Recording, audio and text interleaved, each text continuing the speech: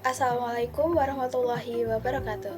Salam kenal semua, saya Anissa Rahma Kartika Sari dari kelompok 7.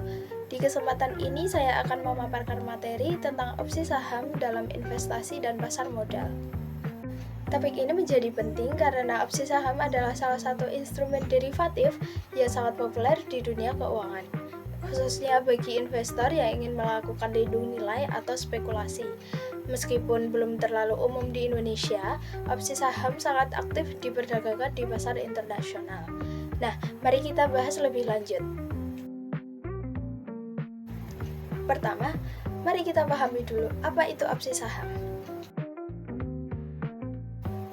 Opsi saham adalah kontrak yang memberikan hak, namun bukan kewajiban, kepada pemegangnya untuk membeli atau menjual saham tertentu pada harga yang telah disepakati dalam jangka waktu tertentu.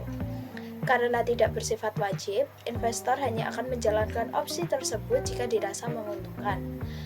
Opsi saham ini terbagi menjadi dua jenis.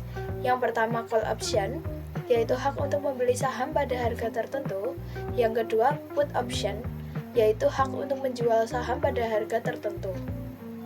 Kedua jenis opsi ini memungkinkan investor untuk memperoleh keuntungan baik saat harga saham naik maupun turun. Opsi saham termasuk dalam kategori instrumen derivatif karena nilainya bergantung pada aset lain. Supaya kita lebih dapat memahami dan menggunakan opsi saham dengan baik, ada beberapa istilah penting yang harus diketahui. Yang pertama adalah strike price, yaitu harga yang telah disepakati dalam kontrak opsi sebagai harga beli atau jual saham. Kemudian yang kedua, premium, yaitu biaya yang dibayar oleh pembeli opsi kepada penjual. Ini semacam harga hak atas opsi tersebut. Kemudian yang ketiga, expiration date, yaitu tanggal kedaluarsa kontrak opsi. Setelah tanggal ini, opsi tersebut tidak berlaku lagi. Dan yang terakhir adalah underlying asset, yaitu aset dasar dari opsi tersebut. Nah, biasanya berupa saham perusahaan tertentu. Nah, keempat istilah ini menjadi dasar penting dalam menentukan strategi dan perhitungan keuntungan atau kerugian dari sebuah opsi saham. Oke, mari kita lihat bagaimana mekanisme kerja opsi saham melalui contoh berikut ini. Misalnya, saya membeli call option atas saham PT APC dengan strike price sebesar Rp5.000 dan preminya Rp200. Expiration date-nya 2 bulan ke depan. Nah, dalam 1 bulan, harga saham PT APC naik menjadi Rp6.000. Dengan opsi tersebut, saya bisa membeli sahamnya seharga Rp5.000, lalu menjual di pasar dengan harga Rp6.000. Dan saya memperoleh keuntungan sebesar 1.000 dikurangi dengan preminya sebesar 200, jadi bersihnya 800 per saham. Namun, jika harga saham tetap di bawah 5.000, saya tidak akan menggunakan opsi itu dan hanya rugi sebesar premi yaitu 200. Artinya, opsi saham memberikan potensi keuntungan tinggi, tetapi risiko kerugiannya hanya terbatas pada nilai preminya saja. Opsi saham memiliki manfaat yang strategis terutama bagi investor yang berpengalaman. Pertama, untuk melindungi nilai aset atau portofolio dari fluktuasi harga yang merugikan. Kedua, digunakan sebagai spekulasi karena bisa memberikan keuntungan besar dan modal yang relatif kecil. Kemudian yang ketiga, memberikan efek leverage. Dengan membayar premi kecil, investor bisa mengendalikan aset bernilai besar. Namun perlu diingat bahwa opsi saham juga memiliki risiko. Yang pertama, risiko utama bagi pembeli opsi adalah kehilangan seluruh premi jika opsi tidak digunakan hingga jatuh tempo.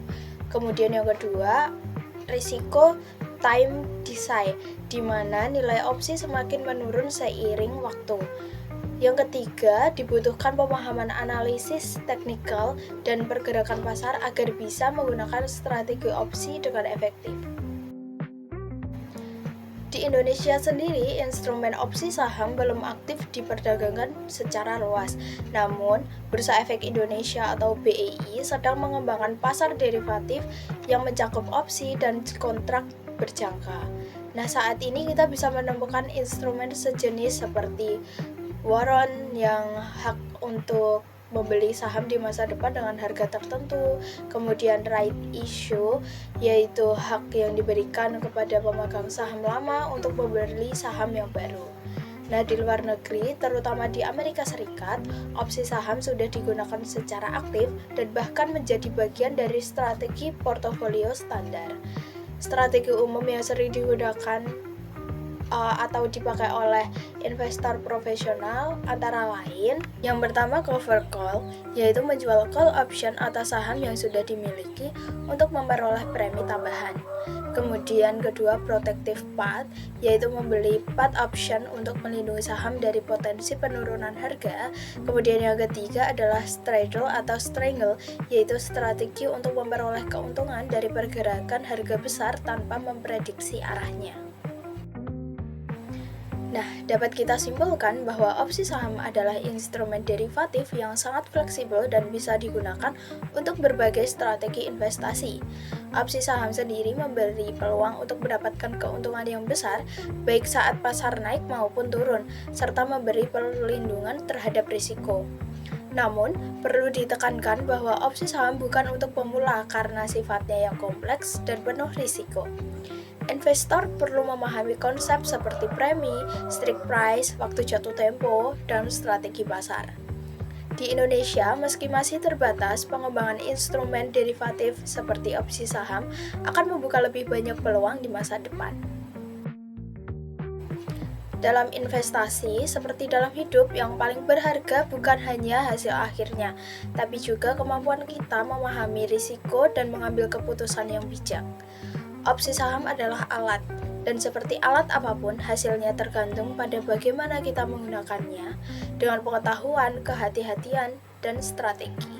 Semoga materi ini tidak hanya menambah wawasan, tetapi juga membuka cara pandang baru tentang pentingnya literasi keuangan di era modern ini. Terima kasih atas perhatian dan kesempatannya. Wassalamualaikum warahmatullahi wabarakatuh.